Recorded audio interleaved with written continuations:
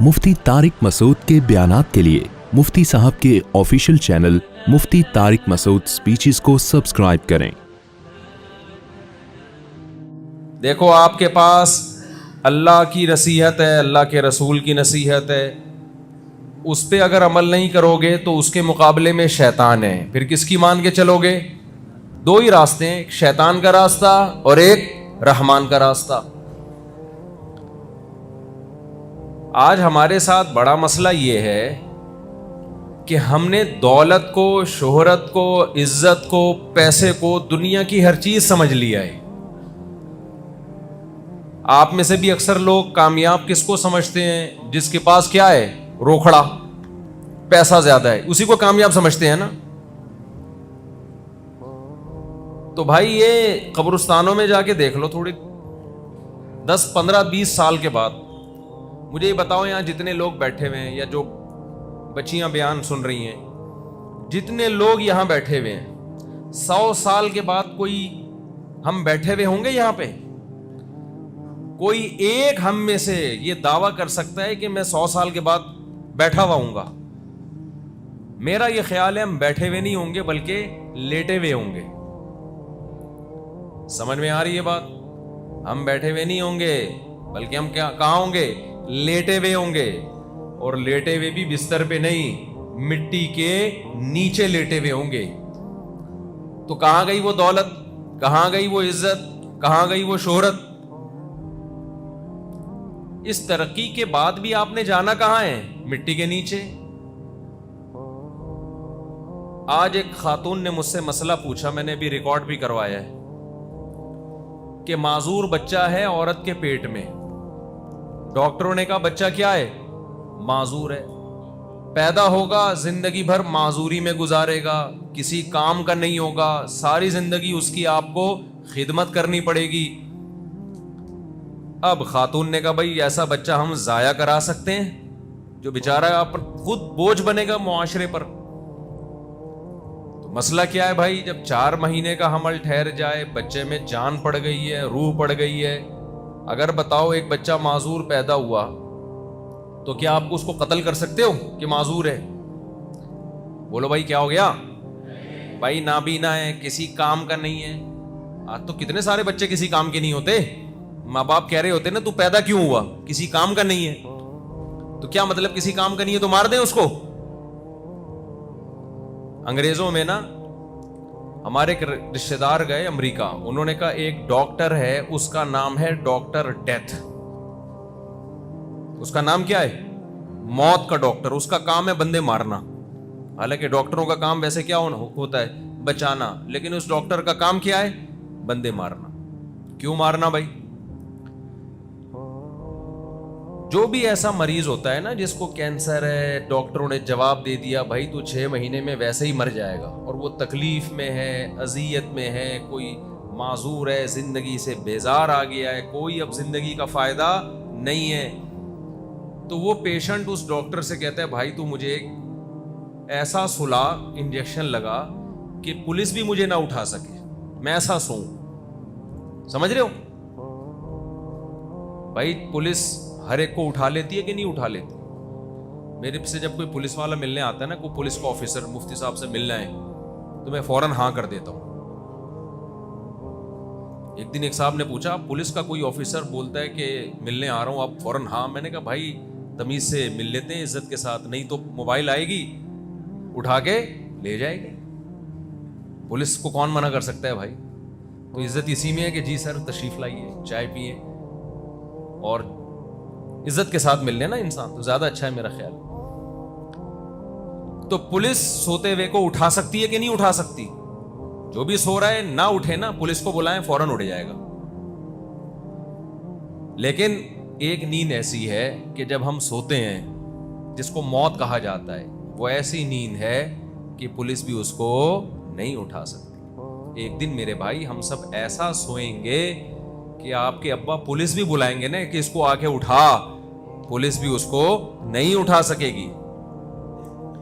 तो वो doctor death क्या करता है कि जो लोग टेंशन में हैं, जिनकी जिंदगी का कोई फायदा नहीं है, डॉक्टर साहब आते हैं, एक टीका लगाते हैं उसको, بے ہوش کر دیتے ہیں, اس کے بعد ایک دوسرا ٹیکا لگاتے ہیں, وہ اس کو موت کے منہ میں لے جاتا ہے. اس کے بعد دنیا کی کوئی طاقت اس کو نہیں اٹھا سکتی.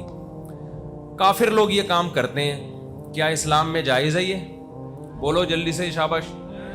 کیوں جائز نہیں بھائی؟ جب اس کی زندگی کا کوئی فائدہ ہی نہیں ہے. سوال پیدا ہوتا ہے نا, ارے بھائی وہ تکلیف میں ہے, ٹینشن میں ہے, مصیبت میں ہے, نہ وہ کما سکتا ہے, نہ خود واش روم جا سکتا ہے, پیمپر لگے ہوئے ہیں اس کے, نہ کروٹ بدل سکتا ہے, ایک ٹینشن. تو انگریز کہتا ہے, کافر کہتا ہے, بھائی اس کی زندگی سے اب اس کو فائدہ ہی نہیں ہو رہا ہے, یہ لذت ہی حاصل نہیں ہو رہی, عذاب میں ہے, تکلیف میں, پین کلر لگا لگا کے اس کو کب تک چلائیں گے, تم مار دو اس کو, کیا فائدہ اس کی زندگی کا؟ بظاہر بڑی مضبوط دلیل ہے یا نہیں ہے؟ کوئی جواب ہے آپ کے پاس اس دلیل کا؟ کوئی جواب نہیں. بھائی زندگی کا فائدہ ہی نہیں ہے تو کیا کرنا ہے؟ ہمارے پاس جواب ہے. اسلام کہتا ہے کہ بھائی ہمیں اللہ نے اس زندگی میں پیدا کیا اس زندگی کے لیے نہیں, بلکہ آگے کی زندگی کے لیے. یہاں کے لیے ہم پیدا ہی نہیں ہوئے ہیں. تو اگر کوئی بیمار ہے, تکلیف میں ہے, اس کو اجازت نہیں ہے کہ ڈاکٹر کو بولے میرا ٹیکا لگا کے مجھے سلا دو. نا نا نا نا نا, اس کی آزمائش ہے, صبر کرے اس پہ, کیونکہ جتنا صبر کرے گا آخرت میں میزان کے ترازو میں, اعمال نامے میں اس کی نیکیوں کا پلڑا بھرتا رہے گا. اب یہ بات کافر کی کھوپڑی میں نہیں آتی, کیونکہ وہ آخرت کو نہیں مانتا.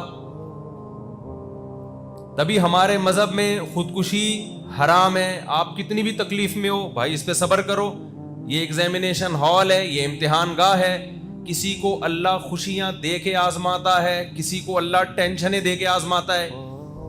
آپ کیا سمجھ رہے ہو جو خوشیوں میں اور بڑی لینڈ کروزر میں اور بڑے ٹھاٹھے مارتی ہوئی گاڑیوں میں اور بڑے مزے کی زندگی میں ہے, کیا وہ کامیاب ہے؟ کیا اگر وہ کامیاب ہے تو دنیا کا سب سے کامیاب ترین آدمی پھر قارون تھا, جس کا قرآن نے بہت برے الفاظ میں ذکر کیا ہے, متکبر تھا.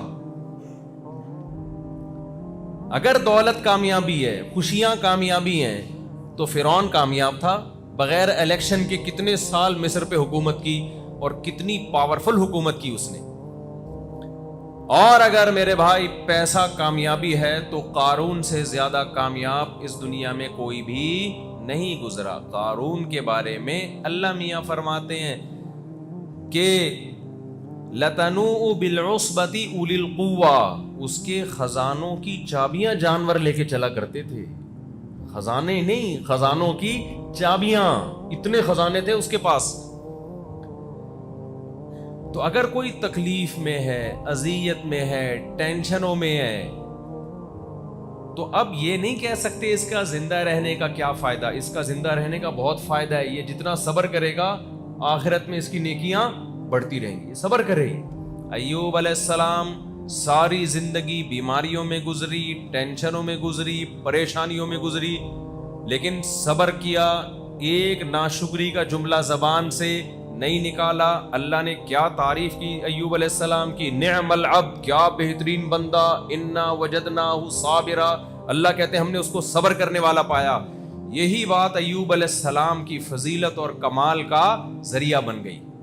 تو میں آپ کو یہ سمجھانا چاہ رہا ہوں کہ ہماری سوچ میں اور کافر کی سوچ میں 180 ڈگری کا فرق ہونا چاہیے.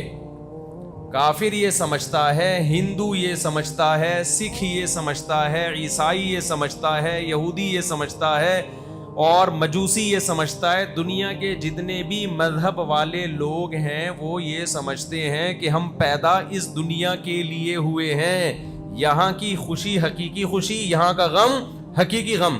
جبکہ اللہ نے قرآن میں کیا کہا, محمد صلی اللہ علیہ وسلم نے کیا کہا, ہم یہاں کے لیے پیدا نہیں ہوئے. اگر ہم یہاں کے لیے پیدا ہوئے ہوتے تو 100 سال کے بعد ہم سب لیٹتے کیوں؟ کیا خیال ہے بھائی؟ 100 سال کے بعد ہم سب کیا ہوں گے؟ دوبارہ یہ مضمون تازہ کر لو. کیا ہوں گے ہم سب؟ ہاں, لیٹے ہوئے ہوں گے, اور پولیس سے بھی نہیں اٹھیں گے. یہ بھی یاد کر لو. اور 100 سال تو میں نے احتیاطاً کہہ دیا, ورنہ اگلے سال اس تاریخ کو ہو سکتا ہے اس مجمع میں سے 20-30 آدمی مارکیٹ سے کیا ہو چکے ہوں, شارٹ ہو چکے ہوں. اگلے سال میں 20-30 اور شارٹ ہو چکے ہوں گے.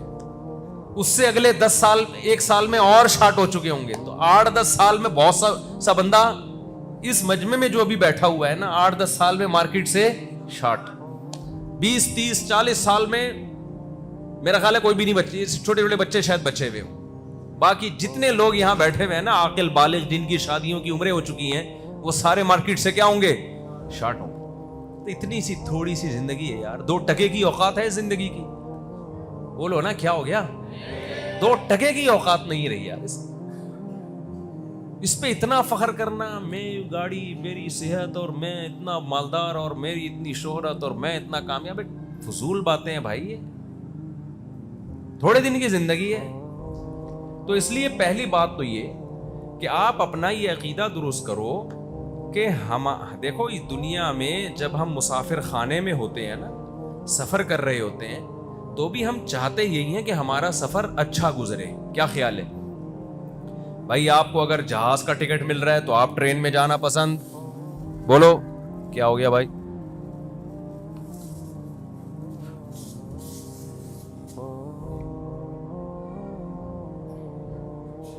کیا ہو گیا؟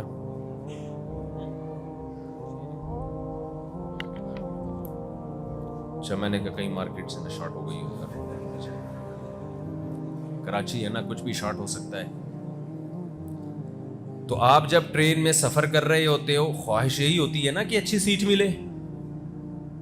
جہاز کا ٹکٹ مل رہا ہے تو ٹرین میں نہیں جاؤ گے, ٹرین کا مل رہا ہے تو بس میں نہیں جاؤ گے, بس کا مل رہا ہے تو پیدل نہیں جاؤ گے. کوشش تو یہ ہوتی ہے اچھے سے اچھا سفر ہو جائے انسان کا, لیکن اس کو انسان مقصود نہیں بناتا.